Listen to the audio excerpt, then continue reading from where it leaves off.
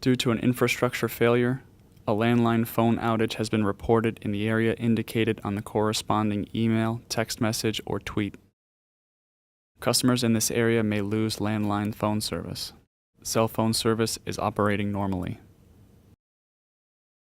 As an alternative means for contacting 911 in the event of an emergency, use the yellow emergency street call boxes.